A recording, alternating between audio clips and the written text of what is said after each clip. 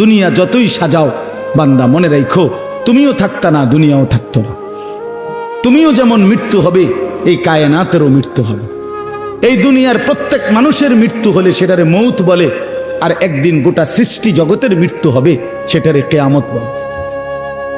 সেটারে কিয়ামত বলে। কেউ থাকবে না, আল্লাহ কথাটা বারবার মনে করাইছে। তোমার যেমন মৃত্যু হবে, সৃষ্টি জগতেরও মৃত্যু হবে। ইজাস সামাউন ফাতারাত ওয়া ইদাল কাওয়াকিবুন তাসারাত। আল্লাহ বলেছেন ইজাস শামসু কুফিরাত। আল্লাহ তাআলা এভাবে বারবার বলছে ইজাস সামাউন শাক্কাত, আসমান ভেঙে যাবে, চূর্ণ বিচূর্ণ হয়ে যাবে, তারকারাজি খসে খসে পড়বে, সূর্য চন্দ্র আলোহীন হয়ে পড়বে। আল্লাহ তাআলা বলেন ইদা রাজ্জাতিল আরদু রাজ্জা, জমিন পাউডারের মতো রেজা রেজা পাউডার হয়ে যাবে। আল্লাহ তাআলা বলছে পাহাড়গুলো তুলার মতো ধুলির মতো উঠতে থাকবে। আল্লাহ বলছে বান্দা একদিন আমি গোটা কায়নাত আমি শেষ করে দেব, আমার সংসার আমি গুছায় ফেলবো, আমার এই কায়নাত আমি আল্লাহ তাআলা ইসরাফিলের সিঙ্গার ফু দিলে আমি আল্লাহ তাআলা গুটিয়ে ফেলবো। এই কথাটাই আপনাদের সামনে এখানে আমি শুনাইতে চাই, এই অল্প একটু শুনে। আল্লাহ তাআলা এখানে এই কথাটাই তুলে ধরছেন কোরআনের বহু সূরায়, যে বান্দা এই সৃষ্টি জগৎ একদিন থাকবে না, কিয়ামত হবে, একদিন ইসরাফিল ফু দিবে। ইসরাফিল যেদিন ফু দিবে, কোরআনে এই বর্ণনাটা দুই ভাবে আছে। একটা হলো ইসরাফিল প্রথমবার ফু দিবে, আরেকটা হলো ইসরাফিল দ্বিতীয়বার ফু দিবে। ইসরাফিল মোট দুইবার ফু দিবে। প্রথমবার ফু দিলে জমিনের মধ্যে ভূমিকম্প শুরু হবে। আল্লাহ বলেন এই ভূমিকম্পটা গোটা পৃথিবী একসাথে, আমার সৃষ্টি পুরাটা একসাথে নড়বে। ইন্না জালজালাতাস সাআতি শাইউন আযীম।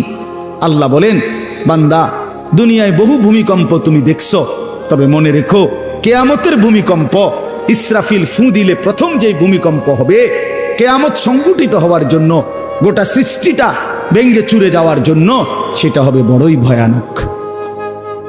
সেটা বড়ই ভয়ানক। ইয়াউমা তারাউনাহা তাদহালু কুল্লু মুরদিআতিন আম্মা আরদাআত। কোরআন শরীফে আছে এই প্রথম ভূমিকম্প যখন শুরু হবে জমিনে, ইসরাফিলের ফু শুরু হবে, সব কিছু যখন ভাঙতে শুরু করবে, আল্লাহ তাআলা বলেন যে মা তার দুধের বাচ্চা কোলে দুধ খাওয়াচ্ছিল, ওই মা সন্তানকে ছুঁড়ে ফেলে দিয়ে পাগলের মতো ছুটতে থাকবে। ওয়াতাদাউ কুল্লু যাতি হামলিন হামলাহা, যে মায়ের পেটের বাচ্চা 10 মাস পূর্ণ হয়ে গেছে, এই আর ঘন্টা 2-4 ঘন্টা পরে বাচ্চাটা প্রসব হবে। আল্লাহর কসম, আল্লাহ কোরআনে বলছে সেই গর্ভধারিণী মা 10 মাস যে তার সন্তানকে গর্ভে লালন করেছে, ইসরাফিলের ফু দিলে জমিনের কম্পন যখন শুরু হবে, ভূমিকম্প, তখন এই গর্ভধারিণী মা এভাবে দৌড়বে, এভাবে ছুটবে, নিজের বাচ্চা নিজের থেকে খালাস হয়ে পড়ে যাবে, বা ফিরেও তাকাবে। তারান নাসা সুকারা, আল্লাহ বলে সমস্ত মানুষগুলো বাতালের মতো দৌড়তে থাকবে। এইভাবে সব কিছু কাঁপতে কাঁপতে সব কিছু কিছু দূর গিয়া গিয়া ভাঙ্গা ভাঙ্গা পড়বে, মুখ থুবড়ে পড়বে। তো আল্লাহ রাসূল সাল্লাল্লাহু আলাইহি সাল্লাম বলেন সমস্ত কিছু এই সৃষ্টি জগতের যা আছে আল্লাহ ব্যতীত সব কিছুই প্রথম ফুঁয়ের পরে কাঁপতে কাঁপতে ভূমিকম্পের মতো হয়ে জমিনের তলদেশে চলে যাবে। মাটির উপরে তখন একটি সুতা আর থাকবে না, আর কিছুই না। এই হলো কিয়ামত, প্রথম ফু, প্রথম ভূমিকম্প। নির্দিষ্ট একটা সময় পরে আবার আল্লাহ তাআলা ইসরাফিলকে জীবিত করে আবার বলবেন আরেকটা ফু দাও, একটি নির্দিষ্ট সময় পরে। সেই সময়টা কতদিন? হাদিসের একটি বর্ণনা থেকে, নবীজির একটা বর্ণনা থেকে মুহাদ্দিসিনে কেরাম বলছে এই দ্বিতীয় ফু আর প্রথম ফুর মাঝখানে, প্রথম ফুতে সব কিছু যখন কবরে চলে যাবে, তখন হতে পারে দ্বিতীয় ফু দিতে দিতে মাঝখানের সময় 40,000 বছর। আমার বন্ধু, আমার বাপ, আমার ভাই, রাত হইছে, কষ্ট সবাই করতেছেন, এতটুকু তো ভাবেন সর্বশেষ যেই লোকটা কবরে যাবে, শেষ হতে পারে তাকে কবরেই থাকতে হবে 40,000 বছর। তো এখন যারা মরতেছে তারা কবরে আছে আজকে কত বছর? নবীজি সাল্লাল্লাহু আলাইহি সাল্লামের জামানায় যারা মারা গেছে তারা আজকে কতদিন কবরে? ওই নূহ আলাইহিস সালামের জামানায় যারা মারা গেছে তারা আজকে কতদিন কবরে? ভেবে দেখেন। আচ্ছা, এই শেষ লোকটাই যদি 40,000 বছর থাকতে হয়, আর যদি কবরের আযাব হয়, তার কি পরিমাণ কষ্ট পাবে সে, কি পরিমাণ কষ্ট পাবে। আল্লাহ রাসূল সাল্লাল্লাহু আলাইহি সাল্লাম বলেন, কবরের প্রথম শাস্তিটা কি? কোন ব্যক্তি যখন কবরের প্রশ্নের জবাব দিতে পারবে না, তখন আল্লাহর পক্ষ থেকে ফেরেশতাদেরকে বলবে, কাযাবা আব্দি, আমার বান্দা মিথ্যা বলেছে। ফাআফরিশুহু মিনান নার ওয়ালবাসুহু মিনান নার ওয়াফতাহু লাহু বাবান ইলান নার। আল্লাহ বলবে ফেরেশতাদেরকে, ফেরেশতারা আমার এই নাফরমান বান্দার কবরের মধ্যে জাহান্নামের বিছানা বিছিয়ে দাও, আগুনের পোশাক পরিয়ে দাও, আর জাহান্নাম বরাবর তার জন্য একটা দরজা খুলে দাও। এরপরে নবীজি বলছেন, ফেরেশতারা এই ব্যবস্থাপনা করে, আল্লাহর কসম বাফ, নবীজি বলছেন ফেরেশতারা যখন চলে যাবে, এই আগুনের বিছানা বিছাইয়া, আগুনের পোশাক পরাইয়া, আর জাহান্নামের দরজা খুলে দিয়ে যখন কবরে রেখে এই নাফরমানকে রেখে যাবে, তখন আল্লাহ নবী সাল্লাল্লাহু আলাইহি সাল্লাম বলেন, প্রথম মুহূর্তেই ফেরেশতা চলে যাওয়ার সাথে সাথে মাটি ডান দিক থেকে এই নাফরমানকে একটা চাপ দিবে, বাম দিকে ডান পাশের হাড্ডি পাঁজর ভাঙ্গা বাম দিকে চলে যাবে। বাম দিকের মাটি ডান দিকে চাপ দিবে, তো বাম দিকের হাড্ডি পাঁজর ভাঙ্গা ডান দিকে চলে আসবে। আল্লাহ আমাকে মাফ করে দেন। আল্লাহুম্মা ইন্নী আউযু বিকা মিন আযাবিল কবর। নবী সাল্লাল্লাহু আলাইহি সাল্লাম 5 ওয়াক্ত নামাজের পরে, আল্লাহর কসম বন্ধু, প্রতিদিন 5 ওয়াক্ত নামাজের পরে নবীজি কবরের আযাব থেকে পানাহ চাইতেন। প্রতিদিন। হযরত উসমান রাদিয়াল্লাহু তাআলা আনহু কবরের সামনে দাঁড়াইলে এই পরিমাণ কাঁদতেন, হাত্তা ইয়াবুল্লা লিহিয়াতাহু। হাদিসে আছে কিতাবে যে তার দাড়িগুলো ভিজে ভিজে যাইত, দাড়ি ভিজে যাইত, এই পরিমাণ কাঁদতেন কবর দেখলে। এরপরে তো সামনে ভাইয়া, বিষয়টাকে হালকা মনে করেন না। বাবারা আমার, ছেলেরা আমার, বিষয়টাকে দোস্ত আমার, হালকা মনে করেন। এই বেনামাজি জিন্দিগি কষ্ট পাইবেন, এই বেহায়ার জিন্দিগি কষ্ট পাইবা বাপ। আমি বলছিলাম আরেকটা কথা আল্লাহ নবী বলবে, একটা কথা তো আল্লাহ বলছে, বান্দা আমি আর কতবার বললে, কেমনে বললে, আমি এর চাইতে দামি আর কোন কথা নাজিল করলে তুমি আমারে মানতা। আর নবীজি বলবে হাসরের ময়দানে, নবী বলবে, উম্মত তুমি জানো, হাদিসের তাফসীরের মধ্যে আছে, প্রত্যেক ব্যক্তি, আল্লাহ বলছে নবীকে, আমাদের নবী সাল্লাল্লাহু আলাইহি সাল্লামকে, বন্ধু আপনারে সামনে রাইখা আপনার উম্মতের আমল নামা আমি আপনারে সামনে রাইখা খুলমু। নবী সাল্লাল্লাহু আলাইহি ওয়াসাল্লাম যখন উম্মতের আমল নামা খুলে দেখবে, খোদার 365 দিনে কোনো দিন ফজরের নামাজের সেজদা নাই, 30 বছর সুদের ব্যবসা করছে, 50 বছর মিথ্যাই বলে গেছে, হারাম রোজগারি করেছে, 30 বছর যাবত মহিলাটা কোনো পর্দা করে নাই, ঘরের মধ্যে কোনো দিন শরীয়ত বলতে কিছু নাই। আল্লাহর নবী সাল্লাল্লাহু আলাইহি সাল্লাম তখন বলবে, উম্মত তুমি জানো আমি 23টা বছর অনবরত তোমার জন্য কেঁদেছিলাম। আমি সেই নবী, যে নবী সারা রাত এশার নামাজের পরে দাঁড়াইছি ফজরের আজান পর্যন্ত, এক দাঁড়ানোতে চোখের পানি ফেলে উম্মতের জন্য দোয়া করছিলাম। আল্লাহ রসুলের স্ত্রী আম্মা জান আয়েশা বলছেন, নবী এই পরিমাণ কাঁদছে, এতটা লম্বা দাঁড়ায় ছিল উম্মতের জন্য, হাত্তা তাওয়াররামাত কাদামাহু, 2টা পাও ফুলে ফুলে গেছে। আল্লাহ নবী বলবেন, উম্মত আমি 23 বছর কাঁদছি রে, প্রতিটা রাত কেঁদেছি, দিন কেঁদেছি। আমি এই পরিমাণ, পিঠটা খুলে দেখাবে চাদর সরিয়ে, আমার উম্মত আমার পিঠটা দেখো, তায়েফের পাথরের আঘাতে আমার পিঠ কি পরিমাণ ছিদ্র ছিদ্র হয়ে গেছে। আমি সেই নবী, যে নবী তোদের জন্য পেটে ক্ষুধার কষ্টে পাথর ভাঙছিলাম 2টা। আমি উহুদের ময়দানে দান দান শহীদ করে রক্ত মাখা শরীর নিয়ে বেহুশ হয়ে লম্বা সময় পড়েছিলাম। আমার ঘরের চুলায় 3 মাস, হাদিসে আছে আম্মা জান আয়েশা বলছেন, নবীজির ঘরে আমরা 9 জন বিবি, উনি বলছে আল্লাহর কসম 3 মাস, কোনো দিন টানা 3 মাসে কোনো দিন আমাদের ঘরের চুলায়, 9 জন বিবির ঘরে কারো ঘরের চুলায় কোনো দিন আগুন জ্বলে না। 3 মাস খেজুর আর পানি দিয়ে আমরা জিন্দেগি কাটাইছি। আল্লাহর নবী বলবেন, উম্মত তাহলে এত কাঁদলাম কার জন্য, এত রক্ত ঝরাইলাম কার জন্য, পেটে পাথর বাঁধলাম কার জন্য, বিনিময়ে এটা কি আমল নামা নিয়ে আসছো? ছেলেরা বলো, ভাই একটা ছেলে বলো, রাসূলুল্লাহ সাল্লাল্লাহু আলাইহি ওয়াসাল্লামের সুপারিশটা একটা মামুলি ব্যাপার? রাসূলুল্লাহ সাল্লাল্লাহু আলাইহি ওয়াসাল্লাম বলবে, উম্মত এটা কি আনলা? আমি এই আমল নামা নিয়া আমার মতো এত বড় শ্রেষ্ঠ রাসূলের উম্মত তুমি, আমি মালিকের সামনে দাঁড়ামু কেমনে, এটা দেখামু কেমনে? আরে চেয়ারম্যান ভাই, আপনি কেমনে দেখাইবেন? আপনার অনুসারী যদি, আপনার অঞ্চলের একজন মানুষের যদি পুরাটা পৃষ্ঠার মধ্যে 110টা মামলা থাকে, আপনি তার জন্য কেমনে দিবেন? আপনি একজন উপরস্থ পদস্থ কর্মকর্তার কাছে আপনি কিভাবে সুপারিশ করবেন? বেটা তোর তো কিছুই নাই বেটা, শুধুই অপরাধ আর অপরাধ ছাড়া। তো এই বেচারা লজ্জিত হবে কিনা বলেন না কেন?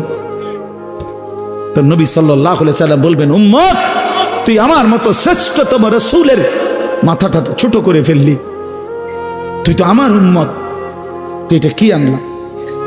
আমি কেমনে দেখাবো এটা আমার মালিকের সামনে যে রব্বুল আলামিন এটা আমার উম্মতের আমল নামা?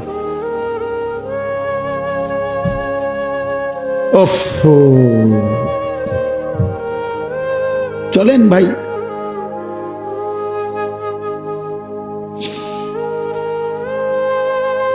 এই জন্য দোস্ত আমার, বন্ধু আমার, আমি দিবানিশি এই চিৎকার চেঁচামেচি করি,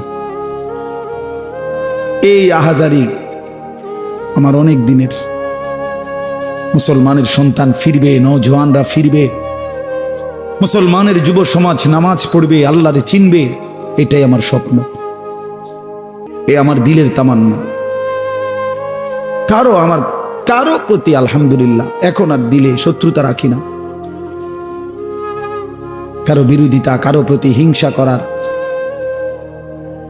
কোনো সময়ও নাই, বিশ্বাস করেন, একদম সময় নেই, সময়ই তো না। আমি জুমার নামাজ পড়াইছি ঢাকা মোহাম্মদপুর আদাবর, আমার জুমা, ওইখান থেকে আমি জুমার পরে রওনা দিয়া মাগরিবের পরে রোয়াচালা বয়ান করছি, এশার একটু পরে ওই মুসাগারা বয়ান করছি, এরপরে এখানে এসে বয়ানে বসছি, শুধু অজু করছি, শুধু অজু, শুধু সময় বাঁচানোর জন্য মসজিদের খানাটা খাই নাই, হোটেলে, পথের একটা হোটেলে মদনপুর পার হয়ে আইসা অল্প কয়টা ভাত খাইছি। এটা বলার উদ্দেশ্য হলো কেরামতি বুজুর্গি বুঝানো না, আল্লাহর কসম বুঝানো হইল এই কথার ফিকির যে কাউরে প্রতিপক্ষ ভাববার কোনো দরকার নেই, কোনো দরকার নেই। আল্লাহ আমাদের সবাইকে বুঝ দান করেন। প্রতিটা ছেলের প্রতি আমার অনুরোধ, বাবা তুমি নষ্ট হইও না, তুমি বরবাদ হইও না। এক বন্ধুর খপ্পরে পইরা, একটা সামান্য মোবাইলের খপ্পরে পইরা, একটা দুষ্ট নারীর খপ্পরে পড়ে, মেয়ের খপ্পরে পড়ে চরিত্রহীন হইও না, চরিত্রহীন। আল্লাহ তাআলা মানুষকে যেই চাহিদা দিছে সেটা পূরণের বৈধ ব্যবস্থাও দিছে। মানুষকে আল্লাহ তাআলা তৃষ্ণা দিয়েছেন, তো তৃষ্ণা নিবারণের জন্য পবিত্র হালাল পানীয় আল্লাহ তাআলা দিয়েছেন। মানুষকে আল্লাহ তাআলা ক্ষুধার চাহিদা দিয়েছেন, তো হালাল খাবারও আল্লাহ তাআলা দিয়েছেন। তো মানুষের লজ্জাস্থানের যেই চাহিদা, শাহওয়াত, যৌন চাহিদা, এটা আল্লাহ তাআলা দিয়েছেন, তো এটা পূরণের জন্য হালাল স্ত্রী আল্লাহ প্রত্যেক পুরুষের জন্য ব্যবস্থাও রেখেছেন। কেন নষ্ট হইল? চরিত্রহীন হইবা কেন? উলঙ্গ ছবি আর নর্তকীর পিছনে জীবন শেষ করে দিবা কেন? কি দুঃখে বন্ধু নষ্ট হইলা বলো? অনেক ছেলে তো এখানে বসছো মাশাআল্লাহ, কিন্তু অনেক ছেলের চেহারা দেখলেই বোঝা যায় ভাইয়া নামাজ পড়ো না, চেহারায় সেজদার চিহ্ন নাই। দোস্ত আমার, চিহ্ন নাই। আল্লাহ আমাদেরকে মাফ করে দেন। তো আল্লাহ তাআলা বলেন, ইসরাফিলকে আল্লাহ দ্বিতীয়বার উঠাবে, উঠাইয়া বলবে, ইসরাফিল আবার ফুঁ দাও। এই আবার ফুঁ দিলে এবার আবার জমিন কাঁপতে শুরু করবে দ্বিতীয়বার। তো প্রথমবার ফুঁ দেওয়াতে জমিন কাঁপতে কাঁপতে সব কিছু কই গেছিল? নিচে, মাটির নিচে। মাটির উপরটা কি? খালি, ফাঁকা না? এইবার দ্বিতীয়বার যখন ইসরাফিল ফুঁ দিবে, মাটি কাঁপতে কাঁপতে ভূমিকম্প শুরু হলে এবার জমিনের সমস্ত কিছু ভিতরে যেগুলো ছিল সব কিছু জমিনের উপরে উঠে আসবে, একেবারে একটা সুতা সহ। গরু, ছাগল, মানুষ, জিন, স্বর্ণ, রৌপ্য, হীরা, মণি, মুক্তা, জহরত, সব সব সব, শুধু মানুষ না, একেবারে সব কিছু, একেবারে আদম আলাইহিস সালামের জামানা থেকে ইসরাফিলের ফু পর্যন্ত যত কিছু মাটির তলে গেছে সব মাটির উপর উঠে আসে। ইদা জুলজিলাতিল আরদু জিলজালাহা, আল্লাহ তাআলা বলেন এই দ্বিতীয়বারের ভূমিকম্প জমিনে যখন হবে, ও আখরাজাতিল আরদু আসকালাহা, জমিন তার তলদেশ থেকে তার ভেতরে যা কিছু বোঝা জমিনের মধ্যে ছিল সব কিছু সে জমিনের উপরে তুলে দিবে। তুলে দিলে তখন তাফসীরের মধ্যে আছে এই যে স্বর্ণ, রৌপ্য, মণি, মুক্তা, টাকা পয়সা, হীরা, জহরত, অর্থ সম্পদ, এগুলোর স্তূপ থাকবে। আশ্চর্য কথা শোনেন, সরাসরি হাদিসে আছে, নবীজি বলছেন এই স্বর্ণ, রৌপ্য, মণি, মুক্তাগুলো তখন আল্লাহর কুদরতে কথা বলবে। এইগুলা, এই অর্থ সম্পদগুলা, মানুষের যে অর্থ সম্পদ, এগুলো কথা বলবে। কি কথা বলবে? চোরেরে ডাক দিবে, আইনা সারিক, এই চোর, এদিকে বাটফার, এদিকে এই সম্পদের জন্য চুরি করেছিলি, আজ যা দরকার নেই। আইয়ুহাল কাতি, এই ডাকাত, এদিকে, এখান থেকে নে, এই সম্পদের জন্য ডাকাতি করছি, নে এখন নে। সরাসরি হাদিস আছে, রাসূলুল্লাহ সাল্লাল্লাহু আলাইহি ওয়াসাল্লাম বলছেন এই অর্থ সম্পদ ডাক দিয়া বলবে, হে আত্মীয়তার সম্পর্ক ছিন্নকারী বেঈমান, এদিকে, এই সম্পত্তির জন্য আপন ভাইকে বঞ্চিত করছিলি, আপন চাচাকে বঞ্চিত করছিলি, আপন ভাতিজারে বঞ্চিত করছিলি, এর জন্যই আত্মীয়তার সম্পর্ক ছিন্ন করেছিলি, এখন নে, যা লাগবে নে, হারাম কর এখন নে, সুদখোর কত টাকা দরকার তোর এখন নে। আল্লাহর কসম, মানুষ পাগল হয়ে যাবে, অবাক হয়ে যাবে। আর এটা কি? এই এরপরের আয়াত, ওয়াকালাল ইনসানু মা লাহা, লোকেরা বলবে এটা কি হলো, আরে এটা কি কারবার, এগুলো কথা কয় কেমনে, এগুলো কয় কি, এগুলা মানুষ সব অবাক হয়ে যাবে, বলবে একে অপরে মা লাহা, জমিনের কি হলো, এগুলোর কি হলো, এগুলো কথা বলছে কেন, এগুলো কি বলতেছে এগুলো? অর্থাৎ কেউ তো কিছুই নিবে না, নিবে কিছু, কথা বলেন না কেন কারো কোনো। তো এবার আল্লাহ বলেন ইয়াউমা ইদিন তুহাদ্দিসু আখবারাহা, আল্লাহ বলে বান্দা অর্থ সম্পদগুলো কথা বলছে দেখে অবাক হইলা, এখনো না দেখবা আসল খেলা, এখনো না দেখবা মেন খেলাটা, যে এখন দেখবা তোমার পায়ের নিচের জমিন, তোমার পুরা জিন্দেগির ভালো মন্দ সমস্ত কিছু তোমার সামনে আমি আল্লাহর সামনে বলে দিব। এখন শুনবে, এই জমিন তোমার ভালো মন্দ কথা বলবে। ইয়াউমা ইদিন তুহাদ্দিসু আখবারাহা, তোমার প্রতিটা মিনিট সেকেন্ড একাকী প্রকাশ্য, ঘরে বাহিরে, লোকালয়ে, আলোতে, অন্ধকারে, রাত গভীরে, দিনের আলোতে, তুমি যা ভালো করেছো তাও বলবে, তুমি যা মন্দ করেছো তাও বলবে। রাত গভীরে তাহাজ্জুদের নামাজ পড়ছিলা, এই জমিন এখন বলবে রাত গভীরে জিনা ব্যভিচার, মদের আড্ডা, জুয়ার আড্ডায়, নারীর আড্ডায় পড়েছিলা, এটাও এখন বলবে। শুনবে, এখন শুনবে। তখন লোকেরা বলবে হায়, জমিন কেমনে কথা বলে, সম্পদ কেমনে কথা বলে। তো আল্লাহ বলেন বিআন্না রাব্বাকা আওহা লাহা, এজন্য বলে যেহেতু আল্লাহ তাআলা আদেশ করেছে। আল্লাহ আদেশ করলে তার গোটা সৃষ্টি কথা বলে, তাহলে মূলত জিহ্বায় কথা বলে না, আল্লাহ আদেশ করলে গোশতের এই টুকরাটা কথা বলে। নাহলে যেই লোক, আপনারা কোনো বোবা দেখছেন, কথা বলেন না, বোবা মানুষ দেখছেন কখনো? তো বোবা মানুষের তো জিহ্বা নাই, ঠিক না? আছে না? আছে কিনা বলেন না? তো হে কথা কয় না কা, কথা বলে না কা কেন, মানে কথা বলে না কেন, মানে জিহ্বা তো আছে কিন্তু কথা বলে না কা। বুঝা গেল কি? আল্লাহর হুকুম হলে কথা বলে। যে কানে শুনে না, তার এখান দিয়ে এরকম কান নাই, তো হে শুনে না কান, তাহলে কানে দিয়ে শুনে না, আল্লাহর হুকুম হইলে শুনে। যে অন্ধ, সে তার কি এরকম চোখ নাই, তো হে দেখে না কা। মূলত আল্লাহর হুকুম হলেই চোখে দেখে, নাইলে দেখেন। তো ঠিক আল্লাহর হুকুম হইলে গোশতের এই টুকরাটা যদি কথা বলতে পারে, আল্লাহর হুকুম হইলে গোটা সৃষ্টিও কথা বলতে পারে, গোটা সৃষ্টিও কথা বলতে পারে।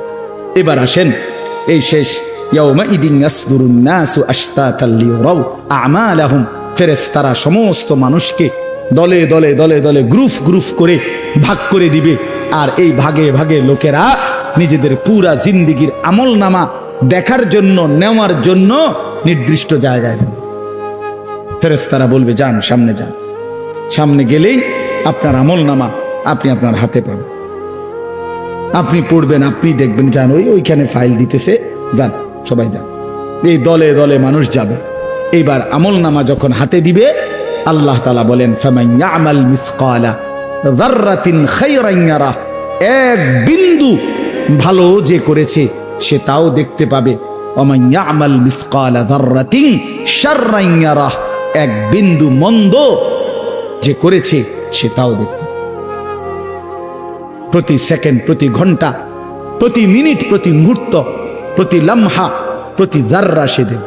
জাররা এই শব্দটা হলো কোরআনের, এই শব্দটা একটি এতটুকু পরিমাপ তাফসীরের মধ্যে লিখছে লা জিনাতা লাহা, যেটার কোনো ওজন হয় না, মাপলে কোনো ওজন আসে না, এত সামান্য। মানে এটা 100 গ্রামও না, 1 গ্রামও না, 1 গ্রামও না, 1 গ্রামের অর্ধেকও না, অর্ধেকের অর্ধেকও না। এটা অণুও না, পরমাণুও না, এটা ইলেকট্রনও না, নিউট্রনও না, প্রোটনও না, কিচ্ছু না। বিজ্ঞান তো এগুলো ভাগ করছে না, ভাগ করে করে আপনার অণু থেকে পরমাণু, পরমাণু থেকে এখন আরো ভাগ করছে। এই ইলেকট্রন, প্রোটন, নিউট্রন এগুলো ভাগ করতে করতে সূক্ষ্ম থেকে সূক্ষ্ম, সূক্ষ্ম থেকে সূক্ষ্ম বিজ্ঞান বাহির করতেছে। কিন্তু জাররা বলে যেটার কোনো ওজনই নাই, কিচ্ছু নাই, এটা এত সামান্য। মানে তুমি যেটারে কিছুই মনে করো নাই, আল্লাহ বলেন ওইটাই তুমি দেখবে, ওইটাই দেখবে। এই জন্য বাপ আমার শেষ রাত গভীরে এই কথাই, আমরা আমাদের একাকী কিংবা প্রকাশ্য, আমরা আমাদের রাত কিংবা দিন, ঘর কিংবা বাহির আড়াল করবার সুযোগ নেই। সুযোগ আছে ভাইয়া? ছেলেরা কাজেই রাতের 3টায় দুনিয়া ঘুমায়, আল্লাহ ঘুমায় না। অশ্লীল ছবি দেখো না। রাতের 3টায় মা ঘুমায়, বাবা ঘুমায়, মালিক ঘুমায় না। রাতের 3টায় মহল্লাবাসী ঘুমায়, কিন্তু আল্লাহ ঘুমায় না। আলাম ইয়ালাম বিআন্নাল্লাহা ইয়ারা, আল্লাহ বলে বান্দা তুমি জানো আমি কিন্তু সারাক্ষণ তোমাকে দেখি। কতক্ষণ? কতক্ষণ? আল্লাহ দেখেন কখন? সারাক্ষণ। এই জন্য আমরা প্রত্যেকে ইনশাআল্লাহ নিয়ত করি যে আমরা আমাদের আখিরাতকে ভাববো, ফিকির করব। আখিরাতের আশায় গুনাহ ছেড়ে দেন, আল্লাহর নাফরমানি ছেড়ে দেন, হালাল পথে জিন্দেগি চালান। একটু কষ্ট হলেও চলে যান, পার হয়ে যান। ऐसे रहे या वैसे रहे वहां देखना फिर कैसे रहे। বুজুর্গরা বলে এ দুনিয়ায় এমনে থাকো আর এমনে থাকো, কাইট মাইট হইয়া চিত্তিয়া মিত্তিয়া উত্তালেই যা। আসল দেখার বিষয় হলো ওয়াহা কেসে রাহে, সেখানে কেমন থাকবা, এটা হলো দে। এটা শেষ হয়ে যাবে। আজ রাত যার বাসর রাত, তারও ভোর হবে। আজকের রাত যার জেলখানায় ফাঁসির রাত, তার রাতও কি হয়ে যাবে? অট্টালিকার মানুষটাও মরে যাবে, জীর্ণ কুঠিরের মানুষটাও মরে যাবে। কোনোদিন দুঃখ যে দেখে নাই সেই সুখী মানুষটাও কবরে চলে যাবে। কোনোদিন সুখ যে দেখে নাই সেও মরে যাবে। আমিও না, আপনিও না, বাবাও না, সন্তানও না, মাও না, কেউ না, কেউ থাকবে না, কেউ না, কেউ না। আজকে আমরা কবরবাসীদের স্মরণ করে দোয়া করি, এই আগামী 20 বছর 30 বছরের মাথায় আমাদেরকে স্মরণ করে, আমাদেরকে কবরবাসী মনে করে, আমাদের পরবর্তীরা মনে করে। এই না জিন্দিগি? কথা বলেন না, এই না জিন্দিগি? এই জন্য আমরা ইনশাআল্লাহ সবাই মিলে ফিকির করি নিজের ভালো, নিজের কল্যাণ। এতটুকু যদি কারো বিবেক না থাকে ভাইয়া, তো সে বুঝলো কি? এই জন্য নিজের ভালো দেখেন। ওয়ালা তুলকু বিআইদিকুম ইলা তাহলুকা, আল্লাহ বলছে বান্দা নিজেরে নিজে ধ্বংসের দিকে ঠেলে দিও না, নিজের এত বড় ক্ষতি করো না বান্দা। এই পৃথিবী তুমি গেলেও থাকবে। এই আমরা যারা মনে করি, হ্যাঁ অনেক বয়স্ক মাঝ বয়সী লোক আছে, আমি থাকতে যদি আমার জি40 একটু ঘর দুয়ার জাগা জমি দলিল টলিল একটু লাইন ফাইন করে দিয়া যাইতে না পারি, আমি মরলে তারা কেমনে চলবো কেমনে খাইবো হেবড়া কয় চা দোয়ানে বইয়া বইয়া হেবড়া কেমনে চলবো তারা না চাচা আমনে মরিলে আর পৃথিবীতে কামাই রোজগারি উপার্জন সব বন্ধ হয়ে যাবে আমনেই শেষ কামলা পৃথিবীর শেষ কামলা আমনে মরার পরে মানুষ সব আপনার জিফুত বহন খাইব চা দিয়া ভিজাইয়া না ভাত তরকারি তো নাই আমনে মরলে কি আর ভাত তরকারি আগে করতে আমনে মরলে ইট বালু সিমেন্ট ভাত তরকারি চাল ডাল এটি পৃথিবীর থেকে ফেরেস্তারা নিবে এটি কথা হইল কোনো কথা বলেন এটা কোনো কথা হইল এই পৃথিবীতে আল্লাহ তাআলা যাকে হায়াত দিছেন তার জন্য রিজিকও রাখছেন অতএব দয়া করে এই ভুল না করি কেন সুদের টাকায় কিস্তির টাকায় হারামের টাকায় সন্তানকে আপনি উপার্জনের জন্য দুনিয়া দেশে কিংবা বিদেশে কেন পাঠাইতে হবে কে বলল আপনারে এই দায়িত্ব আপনার দিল কে যে আমি বেটা জাহান্নামে গিয়া হইল তোরে বিদেশ পাঠান লাগবো সুদে টিয়া লইয়া কিস্তিতে টাকা লইয়া কেন বলেন না এটা কোনো ইনসাফের কথা হইল এটা পৃথিবীর কোন আইনে আছে না আল্লাহর কোন আইনে আছে তো এটা কি